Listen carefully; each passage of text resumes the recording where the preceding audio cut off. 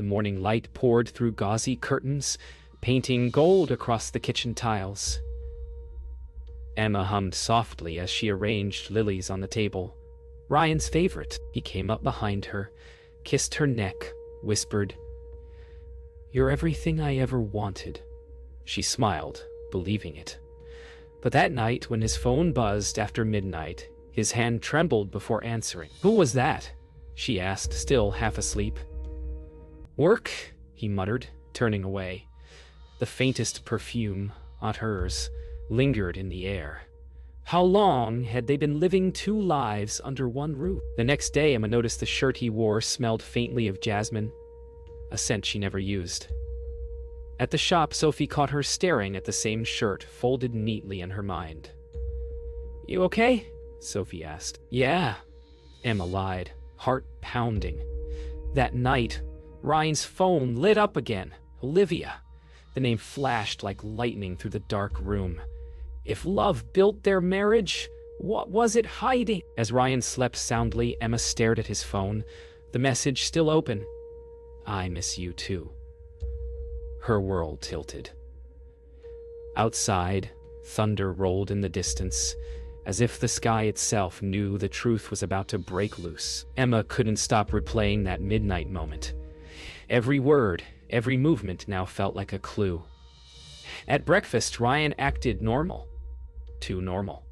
"You were quiet today," he said, eyes never meeting hers. "Just tired," she murmured. When he left for work, she picked up his shirt from the hamper. The perfume was stronger this time. Jasmine. She stared at it, whispering to herself. "Who are you?" Later at the shop, Sophie found her staring at nothing. "You ever feel like someone you love is elsewhere?" she asked. Sophie frowned. "Emma, if you have to ask that, maybe they already are." That afternoon, Emma followed a hunch. She checked Ryan's laptop, finding his email open. Messages to a contact named O.H. Her stomach turned. "You're being paranoid?" she whispered, trying to convince herself. But when she clicked the attachment, a photo of Ryan laughing in a park with a woman appeared. The woman's face was clear, radiant. Emma felt the air leave her lungs. Her hands trembled. The date stamp was last weekend, when Ryan had claimed he was in a meeting. That night, Ryan came home smiling, holding takeout. "Thought we could do something easy tonight," he said cheerfully. Emma nodded, silent. Every move he made, every word he spoke, felt rehearsed. When he left the room, she whispered, "Where were you last weekend?" His voice froze from the kitchen. "What do you mean?" "The park," she said softly. He turned, eyes widening for a split second before he forced a smile. "You're imagining things, Em," but she saw it, the flicker of fear. Later that night, when Ryan fell asleep, Emma returned to the laptop. She opened the email again, zooming into the photo. On Olivia's wrist was a bracelet, the same one Ryan had once gifted her, claiming it was unique. Her breath caught. She grabbed her phone, dialing Sophie with shaking hands. "Soph, I think he's seeing someone." Sophie's voice came through steady and cold. "Then let's find out who she is." The next night, Emma couldn't sleep. Every vibration of Ryan's phone made her chest tighten. At 2:11 a.m., it buzzed again. She waited until his breathing slowed into sleep, then reached for it. Her hand trembled as she unlocked it, same passcode he'd never bothered to change. A message appeared. "Tomorrow night. Same place." Her heart stopped. "Who are you?" she whispered to the dark. The next morning, Ryan was all smiles, making pancakes like a perfect husband. "Who night?" he asked, brushing a kiss against her temple. She forced a smile. "Yeah." Couldn't sleep. When he left, Emma stared at the phone again. The message was gone, deleted, replaced with a photo from his business trip. She whispered, "You really think I won't find you out?" Emma began listening for every whisper, every call, every time his tone changed. That evening, she heard him in the driveway, voice low. tense. "You can't call me here," he hissed, pacing. Emma stood behind the curtain, phone recording in hand. "Please, just tell me when I can see you." A woman's voice pleaded from his speaker. It was the same voice from the dream that had haunted her nights. A voice soft, vulnerable, real. He turned toward the window suddenly, eyes narrowing. Emma froze. For a moment, their gazes almost met through the thin curtain. Then Ryan turned away, started the car, and drove off into the night. The next day, Emma replayed the recording. The voice said, "I love you, Ryan. You promised you'd tell her." Emma's throat went dry. Tell her what? That night, she searched his car, her hands shaking. Beneath the passenger seat, she found a small velvet box. Inside, a silver bracelet engraved with the letter. Her vision blurred. When Ryan returned, she stood by the door holding the box. "Who's this for?" she asked quietly. He froze, lips parting. "It's for a client named Olivia," she said. The silence between them felt like a verdict. He laughed weakly. "Emma, you're overreacting." But even his voice sounded hollow now. That night, Emma drove to the boutique early, unable to face him. She sat in her car as the morning sun rose, replaying the conversation in her mind. "A client," he'd said. "A client he met at midnight?" She clenched her jaw, tears burning her eyes. Sophie arrived, tapping on her window. "You didn't sleep, did you?" Emma shook her head. "Soph." I heard her voice. He told someone he loved her. Sophie's face hardened. "Then you have a choice. Find the truth, or let him write your ending." Emma nodded, wiping her face. "Then I guess I'm not done yet." That evening, Emma decided to follow him. She parked 2 cars behind his at a dim restaurant downtown. Through the window, she saw Ryan, smiling, relaxed, alive in a way he hadn't been in months. Across from him sat Olivia Hale, the woman from the photo. Her hair shimmered under the golden lights. Emma's heart fractured with each second. She took a deep breath, grabbed her phone, and snapped a picture through the glass. For a moment, Olivia looked up, as if sensing eyes on her. Their gazes met through the window. 2 women, 1 truth. Olivia looked confused, not guilty. Emma realized with a jolt she didn't know about. Emma spent the night staring at the picture she took through the restaurant window. Ryan's smile, Olivia's laughter. It all looped in her mind like a cruel movie. By dawn, she'd made her choice. "I need to meet her," she whispered. "I need to meet her," she whispered. She found Olivia easily. The photography studio name was in Ryan's contacts. When Emma walked in, the bell over the door jingled softly. Olivia looked up from her camera, smiling warm. "Hi, how can I help you?" Emma hesitated, studying her. So ordinary, so human. "I'm Emma Clark," she said quietly. The name landed like a stone between them. Olivia's smile faded. "Ryan's wife?" she asked. Emma nodded once. The silence that followed was deafening. 2 women, 1 lie between them. "I didn't know," Olivia said softly, voice trembling. "He told me you were separated." Emma felt the sting in her chest deepen. "Separated," she repeated. "That's a convenient lie." Olivia's eyes filled with tears. "He said he was lonely, that his marriage had fallen apart." Emma gave a small, bitter laugh. "He's right about one thing. It's falling apart now." They sat across from each other, silence stretching between sips of coffee. "How long?" Emma finally asked. "A year," Olivia whispered. The word shattered whatever denial Emma had left. A year of shared mornings, messages, lies. "We both loved a man who doesn't exist," Emma said quietly. As the day unfolded, what began as confrontation shifted into strange understanding. "He told me he had to travel for work every weekend." Olivia said, shaking her head. I thought he was just dedicated. Emma's mouth twitched, half laugh, half ache. He told me those same trips were business meetings. The women exchanged details, dates, places, lies that mirrored each other too perfectly. He was living two lives, Emma said, voice steady now. But why? Just to cheat? Olivia hesitated. There's more. He asked me to invest in his startup. Transferring money offshore. Emma froze. Offshore, she repeated slowly. Yes, Olivia said. Something about privacy. The air between them turned cold. Emma drove home in silence, her mind a blur. Offshore accounts, investments. This wasn't just infidelity. It was something else. When she stepped through the door, Ryan greeted her with his usual charm. Long day? He asked, pouring her wine. You could say that. She watched him carefully, every gesture rehearsed. Ryan, she said softly, what's Olivia like? The glass slipped slightly from his hand before he recovered. What are you talking about?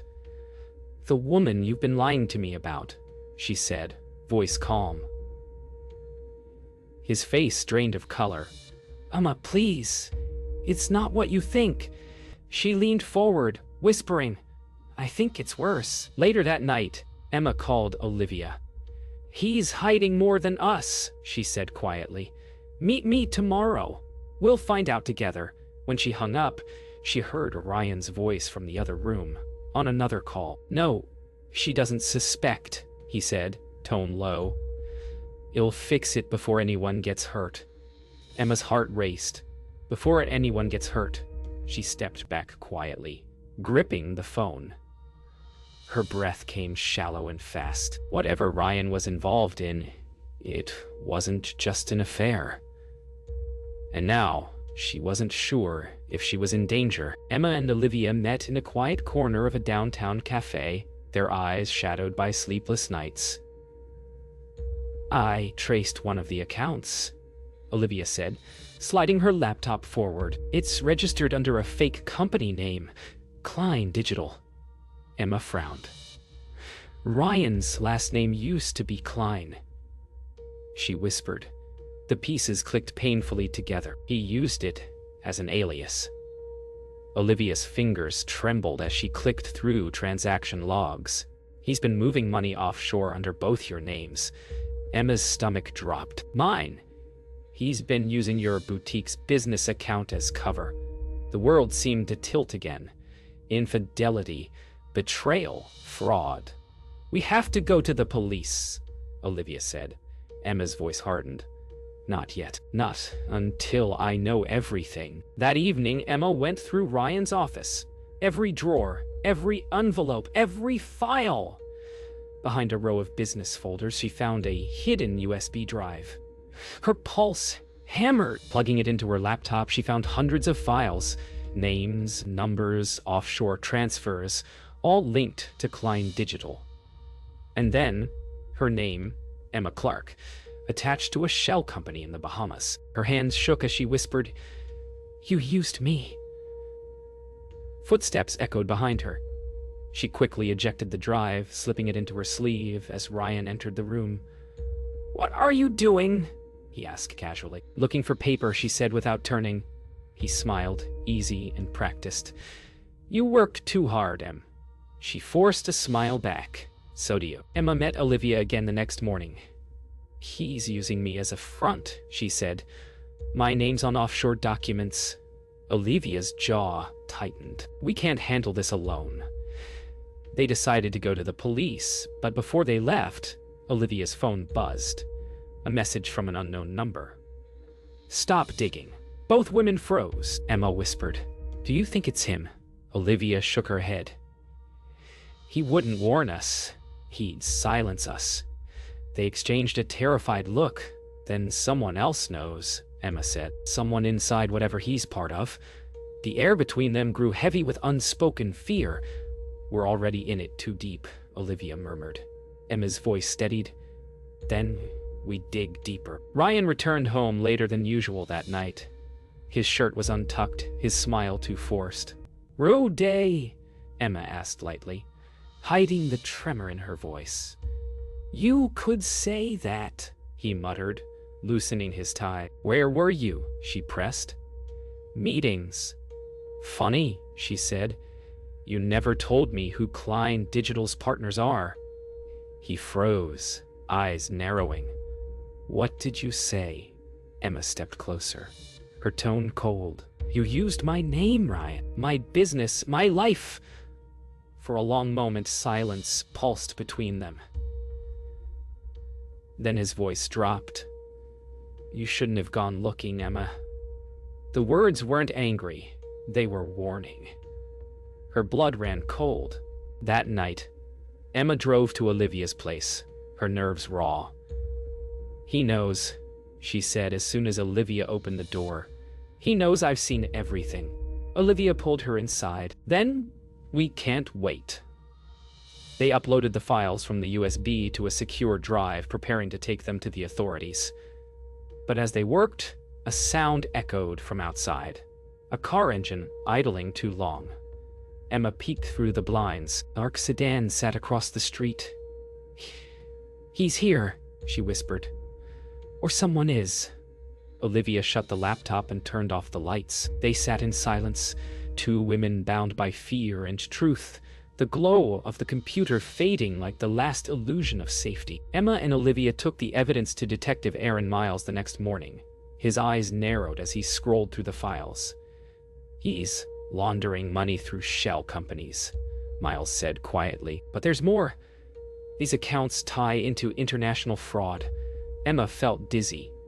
"You're saying he's part of a criminal network?" Miles nodded grimly. "Or running one." Olivia leaned forward. "Oh, we're in danger, aren't we?" He looked at both women. "If he knows you know, yes." Emma clenched her fists. "Then we'll expose him before he can silence us." As they left the precinct, Emma glanced at the sky. Gray, heavy, suffocating. She whispered, "He swore he loved me. Maybe he did." But love like that burns everything it touches. That evening, Ryan arrived home to find Emma sitting silently on the couch, her phone beside her. "Roday?" he asked, feigning warmth. "You could say that," she replied evenly. "I spoke to someone today." His smile faltered. "Oh, who?" Detective," she said simply. His entire body went still. "You shouldn't have done that. You shouldn't have used me," she shot back. Or Ryan's jaw tightened. "You don't understand what's at stake." "Then explain it," she said, voice breaking. He looked down, shame flickering in his eyes. "It wasn't supposed to be this way. I was trying to protect you by destroying me," she whispered. Silence. Then he walked out without a word. Hours later, Ryan called Olivia. "You told her?" He snapped. "She found me," Olivia said calmly. "You lied to both of us, Ryan." His voice dropped. "You don't know what you've done." "Then tell me," she challenged. He sighed. "I made deals I can't undo. If the wrong people find out, we're all dead." Her breath caught. "Who are you really?" Silence then. "Not the man either of you thought I was." The line went dead. Olivia stared at her phone, heart pounding. She called Emma immediately. "He's scared," she said. "Good," Emma replied. "Let him be. He's about to lose everything." But deep down, both women knew scared men do dangerous things. The next day, Emma returned home to find Ryan gone, but his laptop open. On the screen, a live chat blinked. "Transfer incomplete. You're compromised." Her pulse surged. She took screenshots, forwarded them to Detective Miles, and packed a small bag. The sound of footsteps echoed outside. Ryan burst in, breathless. "You shouldn't have come back," he said. "They're watching." "Who?" she demanded. "Everyone," he whispered. "You have no idea what you've started." She held up the USB drive. Maybe you should thought of that before you used me. His eyes filled with something like regret. Emma, I did love you, he said. But love doesn't undo this. That night, sirens filled the air. Detective Miles' voice echoed through Emma's phone. We've got him. The transfers, the shell companies, everything. She exhaled shakily, staring at the dark street below. Is he safe? For now, Miles replied. He's cooperating. Hours later, Emma met Olivia outside the station. Neither spoke for a long time. Then Olivia asked, Did you ever love him? Emma smiled sadly. I think I loved who he pretended to be. Olivia nodded. Me too. The two women stood under the streetlights, strangers once divided, now bound by truth. Ryan's arrest made the evening news. Emma watched from her shop, the TV screen flickering between headlines. Klein Digital founder charged in international fraud case. His face appeared, pale and defeated. She didn't feel triumph, only emptiness. Sophie stood beside her, arms folded.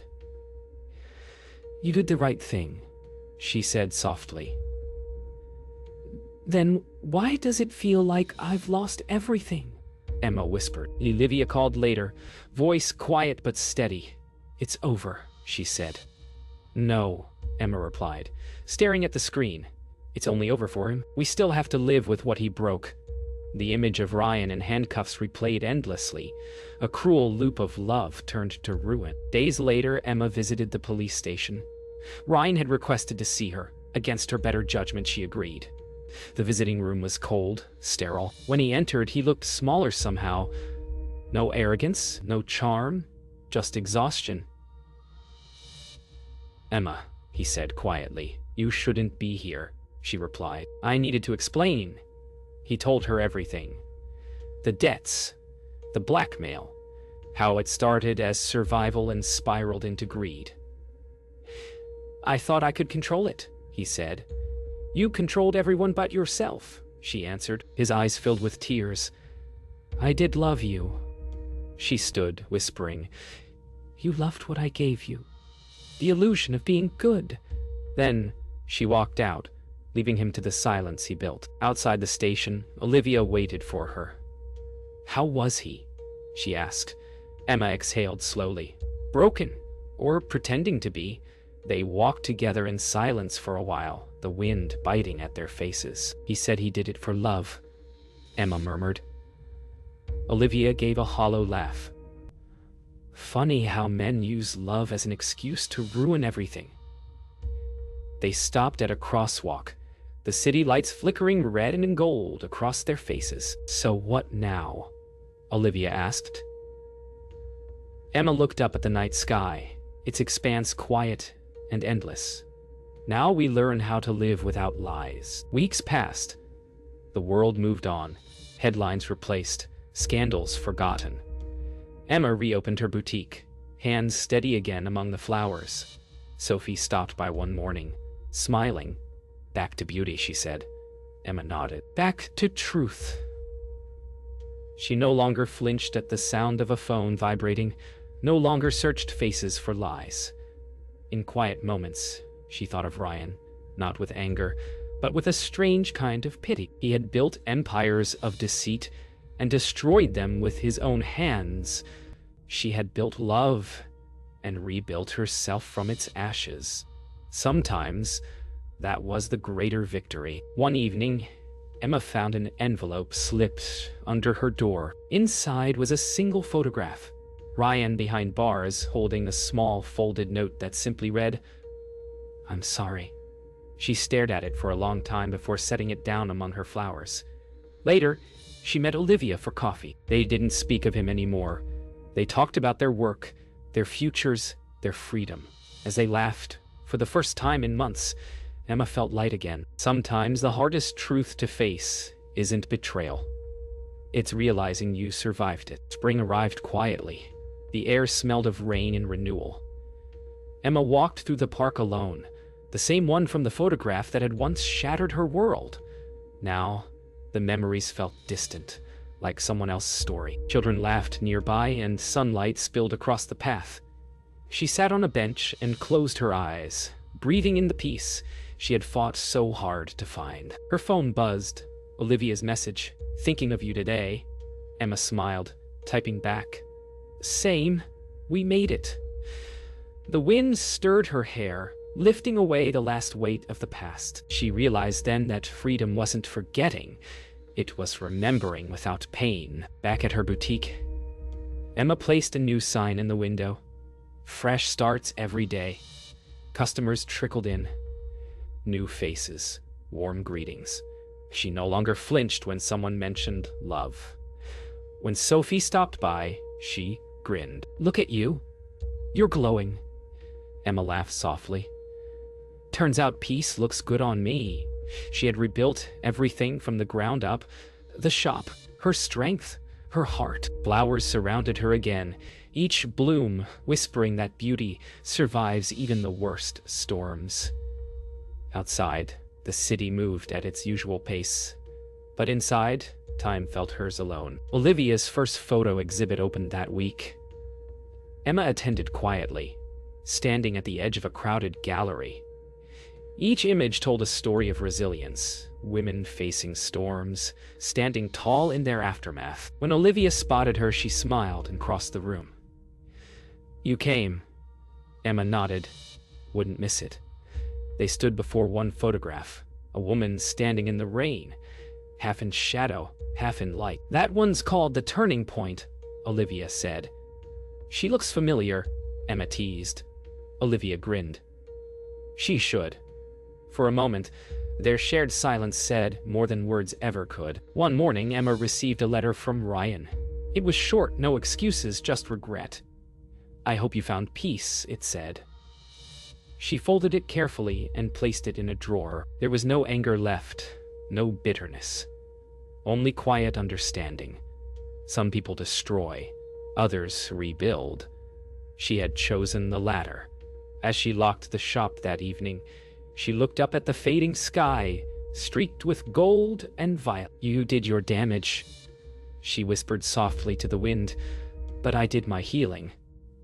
And for the first time, it felt like victory. Months later, Emma hosted a small opening at her shop, the Garden of Second Chances. Olivia took photographs. Sophie poured champagne. Laughter filled the air. When the crowd thinned, Emma stood alone among the flowers, breathing in their scent. Her voice overlingered softly, like the echo of memory. "He swore he loved me, and maybe he did. But love built on lies was never real. The truth hurt, yes, but it set me free." Some secrets destroy you. Others remind you who you are. The camera would fade to black on her smile. Quiet, knowing, and alive.